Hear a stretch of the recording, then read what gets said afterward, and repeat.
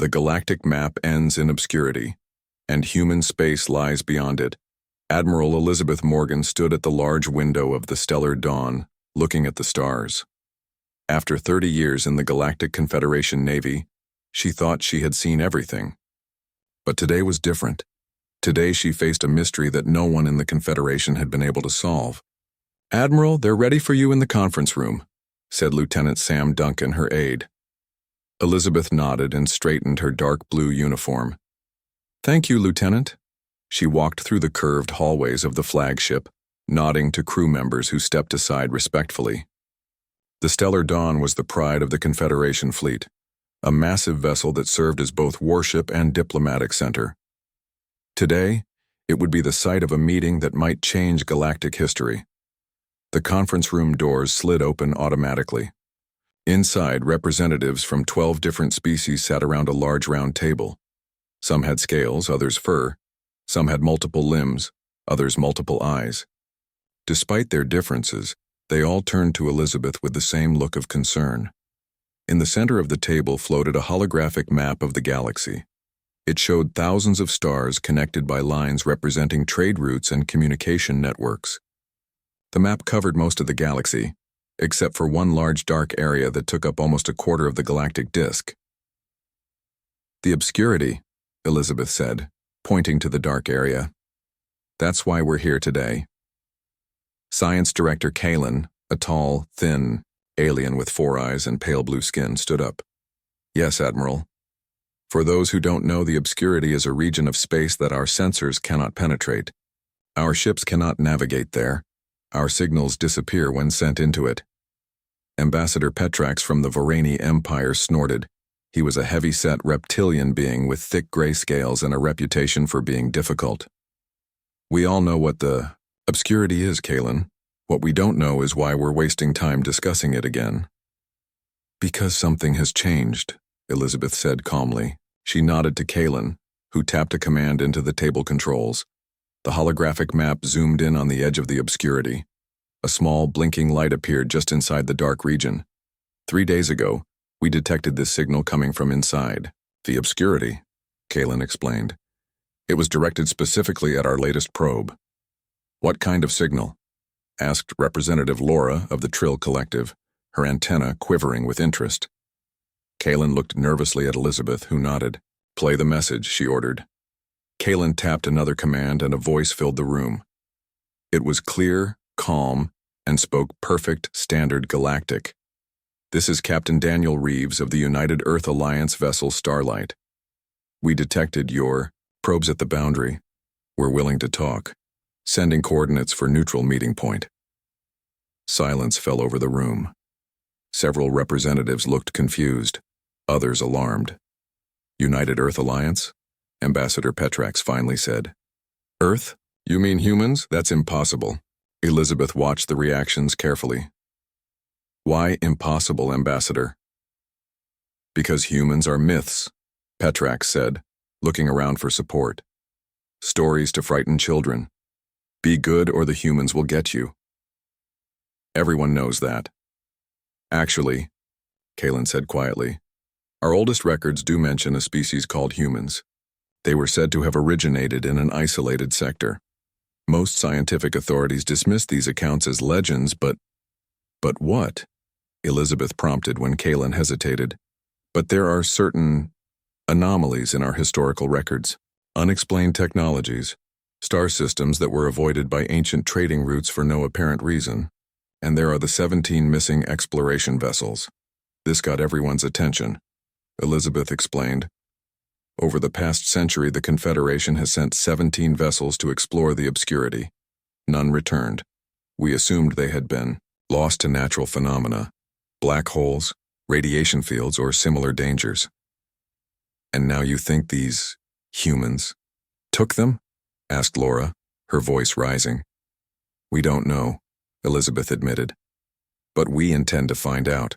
The coordinates provided in the message indicate a small moon orbiting a gas giant at these coordinates." She pointed to a spot just outside the edge of the obscurity. "I have been authorized by Confederation High Command to lead a diplomatic mission to this location." The room erupted in voices with several representatives shouting to be heard. This could be a trap. What if they've been hostile all along? If humans are real, why have they hidden from us? Elizabeth raised her hand, and gradually the noise died down. These are all valid concerns. That's why this will be primarily a military expedition, with appropriate diplomatic personnel. The Stellar Dawn is a warship, after all, and will be accompanied by 4 heavy cruisers.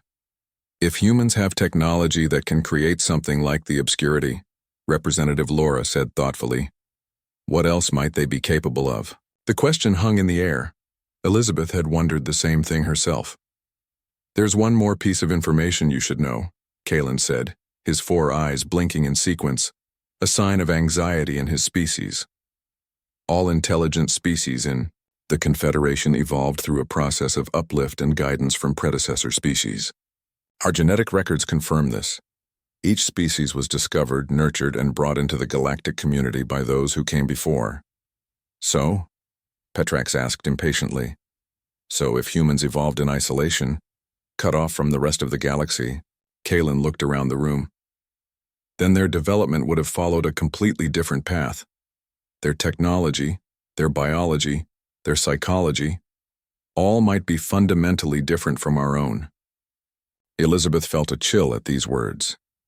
Different doesn't mean dangerous, she said firmly, though she wasn't entirely convinced. The mission departs in 6 hours, she continued. Representatives Laura and Viss will join as diplomatic advisors. Science Director Kalen will lead the scientific team. And yes, Ambassador Petrax, the Vorani Empire, may send a representative as well. As the meeting broke up, Elizabeth stayed behind, staring at the holographic map. The dark area of the Obscurity seemed to mock her. What was hidden there? And why? Reveal themselves now after centuries of silence? Lieutenant Duncan entered, interrupting her thoughts. Admiral, we've received a data packet from Confederation archives. The historical information about humans that Director Kalen requested. Elizabeth took the data pad and scrolled through it quickly. Most of it was fragmentary, ancient legends, unverified accounts, strange anomalies in the historical record. But one entry caught her eye. It was a warning, supposedly from the last days of the now extinct progenitor civilization, the oldest known intelligent species. The warning was simple.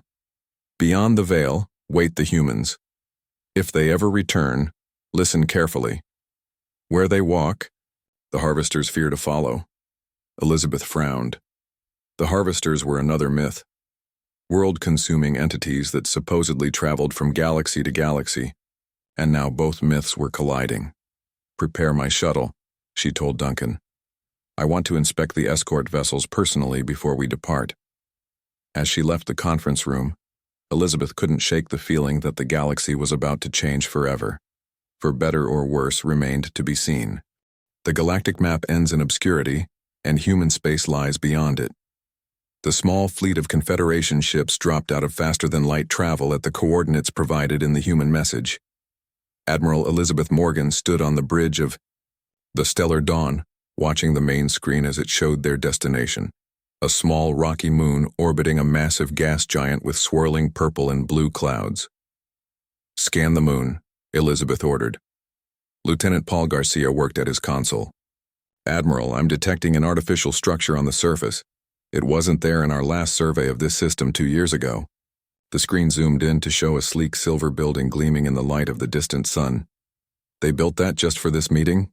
Ambassador Petrax asked, his scaled face showing rare surprise. It appears so, replied Science Director Kalen. He adjusted his scanning equipment. I'm trying to analyze the building materials, but strange. Our sensors seem to slide off it somehow. What do you mean, slide off? Elizabeth asked. I mean, they can't get a reading. It's as if the structure is somehow deflecting our scans without actually blocking them. The communications officer, Sam Duncan, looked up from his station. Admiral, we're receiving a transmission from the surface. Elizabeth nodded. Put it on screen. The main view screen changed to show a woman with dark hair and light skin. She appeared surprisingly similar to most humanoid species in the Confederation, except for her round eyes and the absence of facial ridges or other alien features. Admiral Morgan, she said with a slight smile.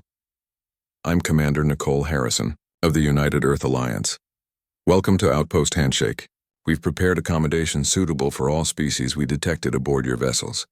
Please bring whatever security personnel would make you comfortable. Elizabeth was momentarily speechless. These humans had not only detected their approach, but had analyzed their crew and built a facility designed for this meeting, all in a matter of days. Commander Harrison, Elizabeth finally replied, "Thank you for the invitation. We'll prepare a landing party immediately." When the transmission ended, Elizabeth turned to Dr. Olivia West, the expedition's xenolinguist. She was speaking perfect standard Galactic. How is that possible without translation technology?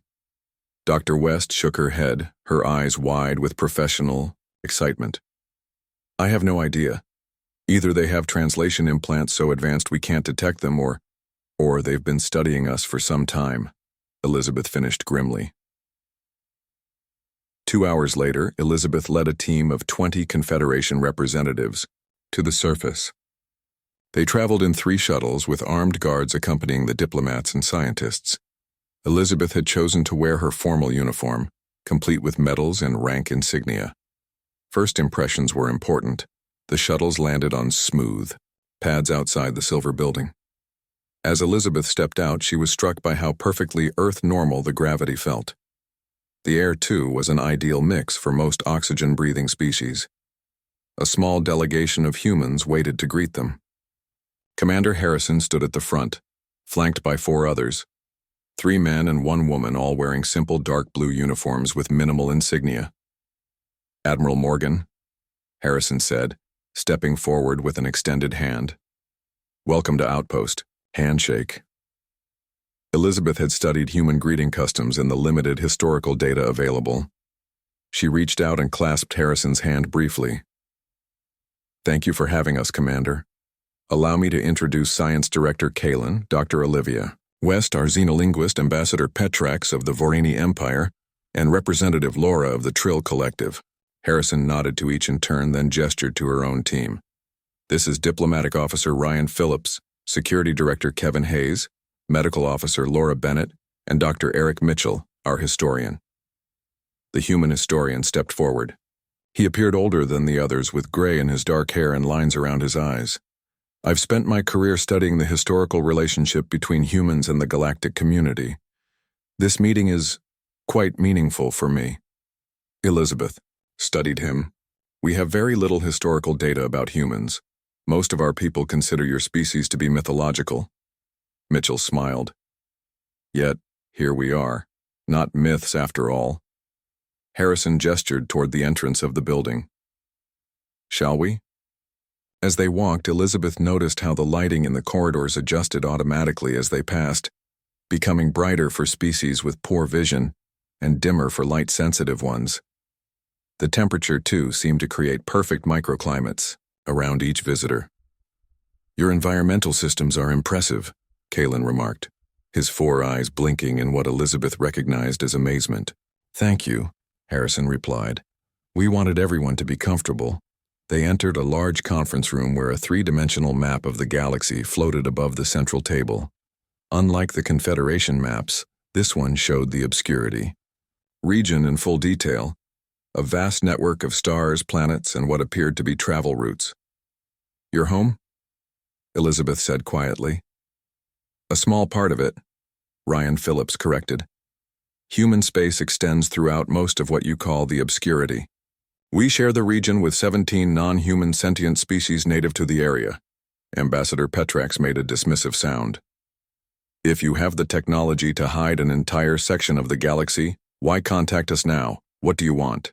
Instead of taking offense, the humans exchanged glances that seemed almost sad. Harrison touched a control, and the galactic map zoomed out to show neighboring galaxies. "The Confederation isn't the only interstellar community in our cosmic neighborhood. There are others, less friendly ones." The map highlighted a point of light in a nearby dwarf galaxy. From it extended a line that moved slowly toward the Milky Way. "What is that?" asked Representative Laura, her antenna trembling. "That," said Dr. Mitchell, "is a harvester fleet." The room went silent. It was Science Director Kalen who finally spoke. his voice barely above a whisper. The harvesters are real too, not just legends. Very real, Mitchell confirmed. They've attempted incursions into this galaxy 7 times in the past millennium. The shield that creates what you call the obscurity doesn't just keep your scanners from seeing in, it keeps their scouts from detecting life. Elizabeth felt cold, despite the perfect temperature. The harvesters were said to be world-consuming, entities that traveled from galaxy to galaxy, stripping planets of resources and all forms of life. If they're real, Elizabeth said slowly, why reveal yourselves now? Why lower your defenses? Harrison's expression became grave. Because our long-range scouts have detected the largest harvester fleet we've ever encountered, heading toward this galaxy. The shield won't be enough this time. She looked directly at Elizabeth. We need allies. On the map, a massive cluster of red dots appeared at the edge of the nearby galaxy, moving inexorably toward them. How long do we have? Dr. West whispered. 3 years, replied Harrison. Maybe less. Elizabeth studied the human commander's face, looking for signs of deception. She found none. Why should we believe you? This could be an elaborate trick to get us to lower our guard. Kevin Hayes, the security director, stepped forward. We anticipated your skepticism, Admiral. That's why we're prepared to show you proof. Hayes touched a control on his wrist and part of the conference room wall slid open.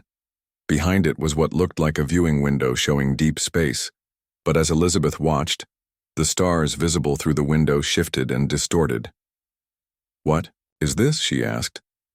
A real-time portal to a location 500,000 light-years from here, Hayes explained. Watch. In the distance, a dark shape moved against the star field, then another, and another. They seemed to absorb the light around them, irregular, massive objects that defied standard physics. Harvester scout vessels, Mitchell said quietly. The advance wave. Elizabeth stared at the impossible window, at the nightmare shapes moving through distant space, and knew that everything had changed. We have much to discuss, she said finally. The galactic map ends in obscurity, and human space lies beyond it. Admiral Elizabeth Morgan stood before the Galactic Confederation Council in their grand chamber. Representatives from all 126 member species filled the room, their voices creating a storm of sound. Some shouted in disbelief, others in fear. Many simply sat in stunned silence. Elizabeth had just finished presenting the evidence from the human meeting. The images of the harvester ships were displayed on the large screens around the chamber. Beside her stood Commander Nicole Harrison and Dr. Eric Mitchell, the human representatives who had agreed to address the council. Silence, called the Confederation Chancellor, an elderly Volin with silvery scales. His voice, amplified by the chamber's systems, cut through the noise. We will have order. Gradually, the room quieted. Is it possible, asked a Tellarite representative, that these humans have fabricated the harvester threat to trick us into an alliance? Elizabeth had expected this question. I've seen the evidence with my own eyes. Science Director Kalen has confirmed the data is genuine. Kalen stepped forward, his 4 eyes blinking rapidly. The laws of physics cannot be falsified. What the humans showed us was real. Commander Harrison moved to the center of the speaking platform. We understand your doubts. In your position, we would question us too. That's why we've brought proof. At her signal, the doors to the chamber opened. Captain Jason Miller entered, guiding what appeared to be a simple metal sphere floating above a small platform. The sphere was about 1 meter across, its surface a dull gray with faint patterns etched into it. This, Harrison said, is a Trinity-class defensive system. By our standards, it's outdated technology, but we've brought it as a demonstration of our capabilities and our good faith. Ambassador Petrax scoffed loudly. That little ball is supposed to defend against these harvester monsters? Against planet killers? Security Director Hayes will demonstrate, Harrison replied calmly. Kevin Hayes stepped forward and tapped commands into a small device on his wrist. The sphere rose from its platform and hovered in the center of the chamber. We've programmed it to neutralize only specific targets, Hayes explained. He nodded to Captain Miller. Miller opened a case and assembled what the council recognized: as a military-grade particle cannon, a weapon capable of cutting through battleship armor. The council erupted in protests, weapons in the council chamber. This is an outrage. Security breach. Elizabeth raised her hands. The weapon has been modified to fire only a light pulse, nothing dangerous. Please, allow the demonstration. When order was restored, Miller aimed the cannon at the floating sphere and fired. A bright beam of light shot toward the target, but never reached it. The beam simply vanished a meter from the sphere. Miller fired again and again. Each time the energy disappeared before touching the device. The Trinity system doesn't just block attacks, explained Hayes.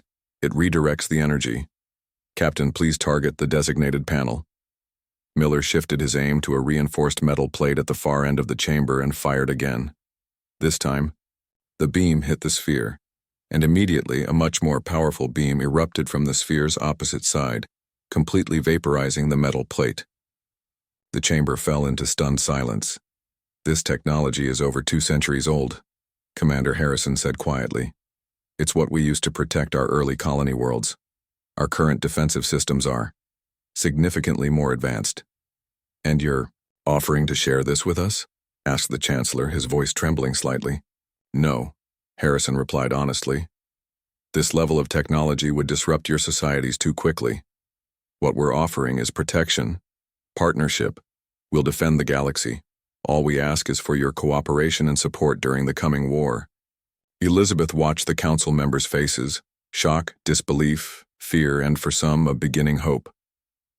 There's something we haven't told the full council yet, she said quietly to Harrison. The human commander nodded. Your deep space monitoring stations have already detected unusual activity, haven't they?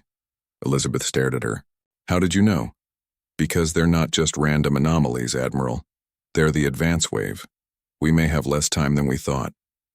The next day, Elizabeth and the human delegation met with the Confederation's military high command in a secure underground facility. 12 admirals from different species sat around a large table, with tactical displays showing the positions of all Confederation fleet assets. Even with your advanced technology, said Admiral Vrock of the Ontario Defense Force, how can we possibly stop something that consumes entire worlds? Dr. Mitchell activated a holographic display in the center of the room. It showed a detailed map of the Milky Way galaxy, with the Obscurity region now fully visible. The harvesters have a specific pattern, Mitchell explained. They send scout ships, first, then worker vessels to establish processing centers on mineral-rich planets. Finally, their harvester ships arrive to consume all organic and inorganic material, converting it to energy and new ships. You fought them before, Elizabeth said. It wasn't a question. Mitchell nodded. 7 times in the last 1,000 years. Each time they've sent larger forces, and each time you've beaten them, said Admiral Vrock. Not exactly, Harrison replied. 6 times we drove them back. The 7th time, just over 100 years ago, was different. They adapted to our tactics, found weaknesses in our defenses. We lost 3 star systems before we could stop them. The room was silent as the implications sank in. 3 entire star systems. Gone? Admiral Lee of the Earth Coalition asked, his voice barely above a whisper. Not gone, Hayes corrected grimly. Consumed. Every planet stripped to its core. Every living thing from bacteria to sentient beings. Harvested for their biological material. Harrison touched another control, and the holographic display changed to show a massive fleet of ships. Human vessels unlike anything the Confederation had ever seen. They were enormous, some nearly the size of small moons, their black hulls absorbing rather than reflecting light. This is the Guardian Fleet, she said. 7 vessels, each capable of engaging multiple harvester capital ships simultaneously. They are the core of our defense strategy. Elizabeth leaned forward. 7 ships? Against hundreds? Quality over quantity, Admiral. Each Guardian vessel contains technology that would be difficult for your scientists to comprehend. They don't just fight in conventional space. They can alter the battlefield itself. Admiral Vrock made a dismissive sound. This sounds like magic, not science. Dr. Mitchell smiled slightly. Any sufficiently advanced technology is indistinguishable from magic, Admiral, an ancient human saying. The point, Harrison continued, is that we need the Confederation fleets to handle the smaller harvester vessels while our guardian ships engage their capital ships. It's a partnership. Elizabeth studied the human commander. You've been watching us for centuries. You could have made contact at any time. Why now? What's changed? Harrison and Mitchell exchanged looks. Two things, Mitchell finally said. First, this harvester fleet is nearly 3 times larger than any we've faced before. Even with our technology, we're not certain we can stop them alone. And second? Elizabeth asked. Harrison's expression became grave. Second, our long-range sensors have detected unusual energy signatures within the harvester fleet. They've adapted again. We believe they've developed countermeasures specifically designed to neutralize our guardian ships. So you need us, Admiral Vrock said, a hint of satisfaction in his voice. We need each other, Harrison corrected. If the harvesters break through, they won't distinguish between human space and Confederation space. They'll consume everything. Elizabeth thought about all she had seen. The advanced technology, the evidence of the harvesters, the genuine concern in the human's eyes. I believe you, she said finally. But convincing the rest of the Confederation to commit their forces to this war won't be easy. We know, Harrison replied. That's why we're prepared to offer something else, information. The complete star charts of human space, including resources, habitable planets, and technological wonders your people have never imagined. Knowledge that could advance Confederation science by centuries. In exchange for our help against the harvesters? In exchange for our survival, Harrison said simply. All of us. Together. The galactic map ends in obscurity, and human space lies beyond it. 6 months had passed since the first contact with the humans. The Galactic Confederation was now in full war preparation mode. Every shipyard worked around the clock, producing vessels and weapons, training centers filled with new recruits, supply depots stockpiled resources for the coming conflict. Admiral Elizabeth Morgan had been promoted to Fleet Admiral and given command of the combined Confederation forces.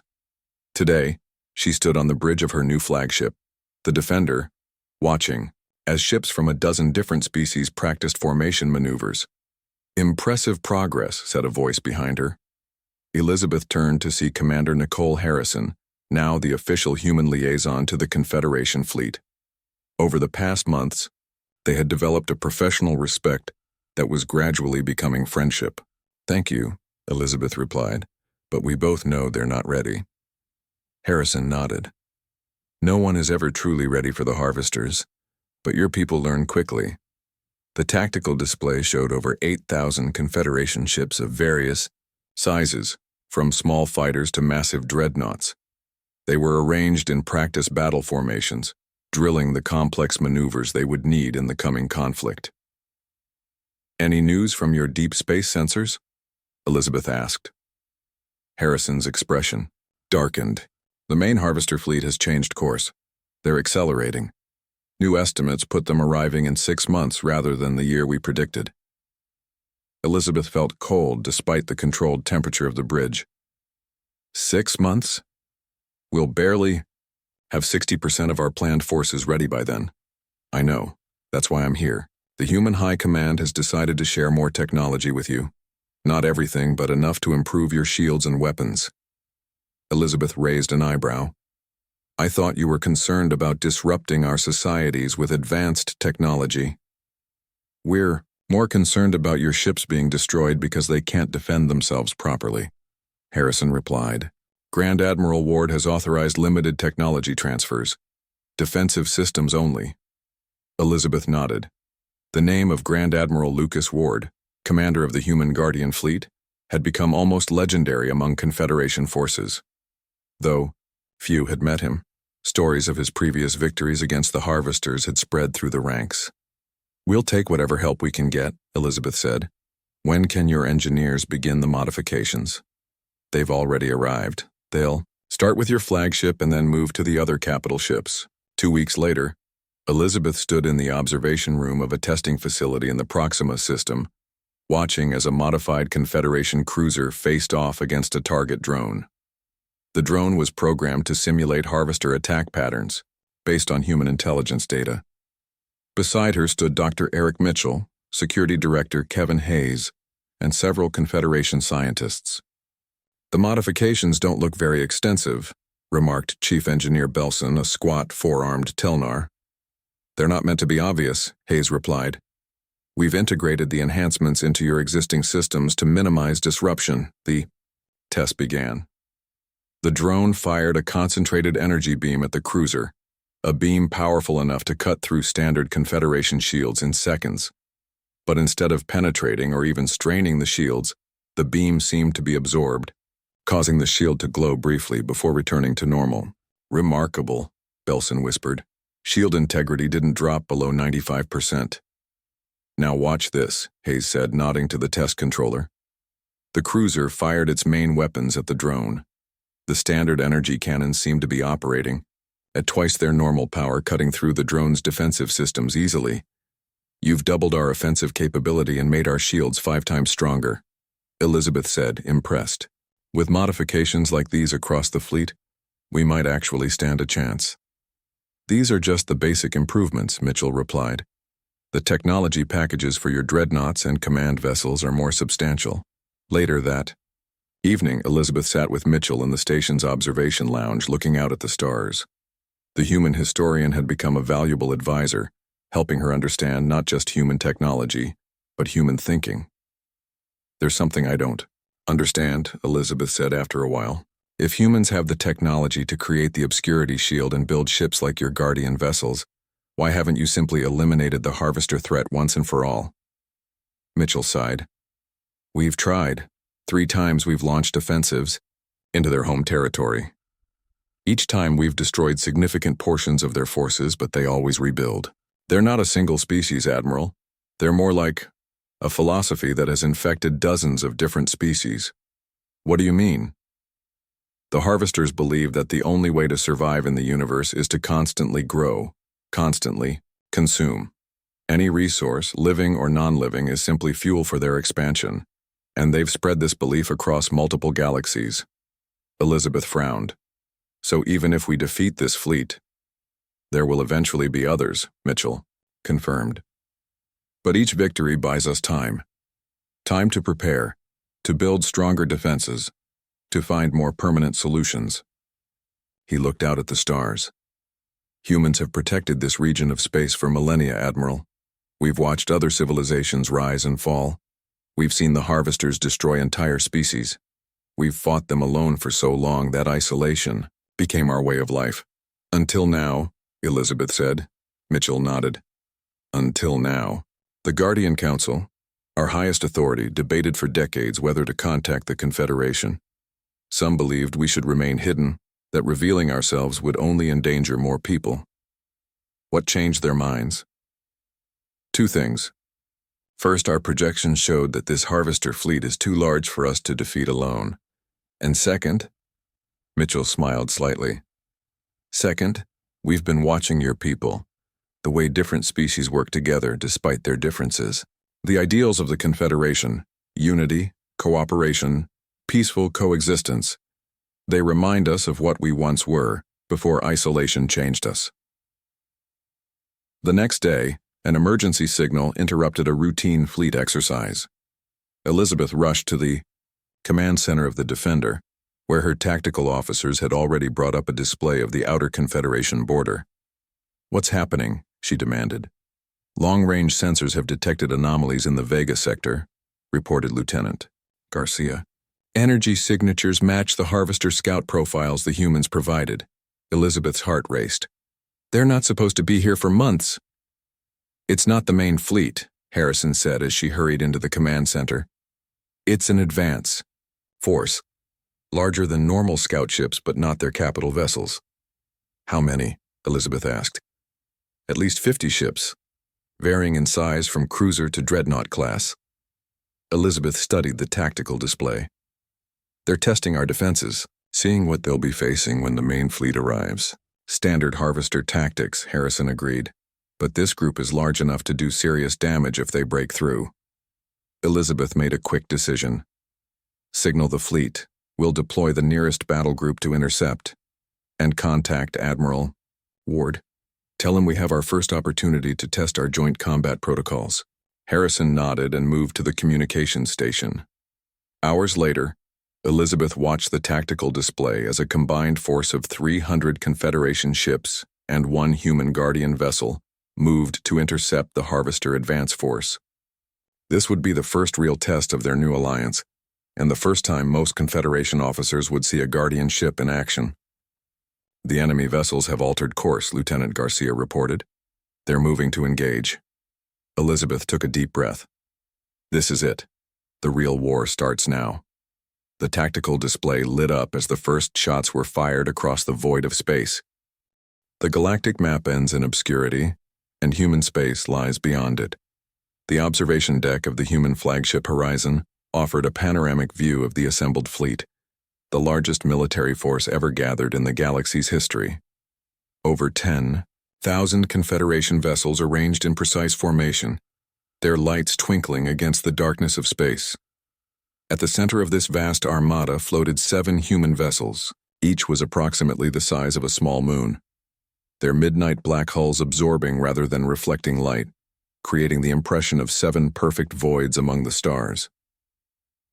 Fleet Admiral Elizabeth Morgan stood beside United Earth Alliance Grand Admiral Lucas Ward, a tall, graying man with keen eyes and a quiet confidence that seemed to fill the room.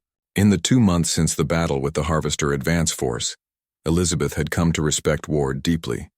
His tactical brilliance had turned what could have been a costly engagement into a decisive victory. "Your Confederation forces will form our outer perimeter," Ward explained, gesturing to the tactical display between them. "They'll intercept and engage the smaller Harvester craft while our Guardian vessels target their capital ships." Elizabeth studied the battle plan. "And you're certain your 7 ships can handle over 300 Harvester capital ships?" "The Horizon and her sister ships were specifically designed for this scenario," Ward replied. His calm confidence was reassuring, but Elizabeth still had doubts. "With all respect, Admiral, my officers are concerned. Some believe we're being used as cannon fodder while your forces engage the primary targets." Ward's expression softened. "A fair concern. That's why we're lowering the shield completely for this battle." Elizabeth's eyes widened. "Your home systems will be exposed." "Yes. Everything we've built over thousands of years will be vulnerable." Ward turned to face her directly. "That's our commitment to this alliance, Admiral. We stand or fall together." The tactical alert sounded, and Commander Olivia West, now serving as chief liaison between the fleets, hurried toward them. "Harvester main fleet has entered the system," she reported. "They're accelerating toward our position. Estimated time to engagement, 40 minutes. Elizabeth took a deep breath. "I should return to my ship." "Before you go," Ward said, "there's something I want to show you." He gestured to the viewport, where the closest human vessel, the Horizon itself, was beginning to transform. Its smooth surface rippled and shifted, revealing intricate patterns that began to glow with blue-white energy. "We've kept most of our technology hidden, even from our allies," Ward explained. "Not out of distrust, but because some of it defies explanation in your scientific terms. What you're about to witness, it may seem like magic to your people." Elizabeth watched, fascinated, as the massive ship's hull continued to reconfigure itself, sections sliding apart to reveal what looked like crystalline structures beneath. "What is happening?" she asked. "The Horizon is preparing for dimensional shift," West explained. "The Harvesters have always attacked in conventional space. This time, we're changing the battlefield entirely." On the tactical display, the enemy fleet appeared, a vast swarm of biomechanical ships, each one a nightmarish combination of technology and organic matter. Ward placed a hand on Elizabeth's shoulder. "Your fleet should maintain at least a 500,000-kilometer distance from our vessels once the battle begins. The space around us will become unpredictable." 20 minutes later, Elizabeth stood on the bridge of her flagship, the Defender. The crew worked with focused intensity, each person aware of what was at stake. "All ships report ready, Admiral," Lieutenant Garcia announced. On the main view screen, the Harvester fleet approached, a dark mass of twisted shapes against the starfield. Hundreds of capital ships surrounded by thousands of smaller vessels, all moving in perfect coordination like a single organism. "They're launching attack craft," reported Tactical Officer Lin. Elizabeth nodded. "Signal all ships. Begin Phase 1. The Confederation fleet moved forward, smaller craft streaming ahead to engage the Harvester fighters, while the larger vessels prepared to target the medium-sized enemy ships. But it was the 7 human Guardian vessels that drew all eyes. They advanced directly toward the heart of the enemy fleet, their hulls now completely transformed, glowing with that strange blue-white energy that seemed to bend the light around them. The Harvesters concentrated their fire on these strange vessels, planet-killing beams of destructive energy that should have annihilated anything in their path. Instead, the beams simply vanished into the glowing hulls of the human ships. "What are they doing?" whispered Lieutenant Garcia. "Changing the rules," Elizabeth replied, remembering Ward's words. In that moment, all 7 human vessels released their stored energy simultaneously. Space itself seemed to bend and fold around the Harvester fleet. Stars distorted in the view screen. Sensor readings became impossible to interpret. Where the center of the enemy armada had been, a swirling vortex of light and energy formed, growing larger with each passing second. "All ships maintain distance from the distortion field," Elizabeth ordered, watching as the fabric of spacetime itself warped around the human vessels. The vortex expanded, engulfing more and more of the Harvester fleet. The enemy's ships tried to flee, but they were caught in the growing gravitational pull of whatever the humans had created. "It's a controlled dimensional rift," explained Commander Harrison, who stood at Elizabeth's side. "We're not destroying them. We're removing them from this reality entirely." Elizabeth stared in awe. "You're sending them to another dimension?" "More accurately, we're folding space around them. From their perspective, they'll never realize. They've been diverted. They'll continue on, but in a parallel track of reality that will never again intersect with ours." When it was over, the Harvester fleet was gone. Not destroyed, but removed from this reality entirely. The 7 human ships, their energy temporarily depleted, drifted silently in the void, their surfaces slowly returning to their original state. In the aftermath, as the combined fleet regrouped and assessed their minimal losses, Elizabeth received a transmission from Grand Admiral Ward. This was only the beginning, his holographic image said, his expression serious. "The Harvesters will return, stronger and better adapted. But next time we'll face them together. Not as humans and Confederation, but as a united galaxy."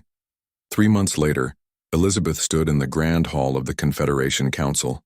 The chamber was filled beyond capacity, as representatives from all member species gathered to witness a historic moment. Grand Admiral Ward and the human delegation stood before the council, the final details of a formal alliance between the United Earth Alliance and the Galactic Confederation having been negotiated. "For too long we have lived in isolation," Ward said, his voice carrying throughout the chamber. "Hiding behind our shield, watching but never participating. Today that changes. Today we rejoin the galactic community." The Confederation Chancellor stepped forward with a ceremonial document, an actual physical scroll, a nod to ancient traditions shared by many species. "With this treaty," the Chancellor proclaimed, "we formally recognize human space as part of the greater Galactic Confederation. No longer will our maps show an obscurity where your worlds exist. Instead, they will show new stars, new possibilities, and new friends." As the leaders signed the historic document, Elizabeth looked out at the assembled crowd, humans and 100 different alien species standing side by side.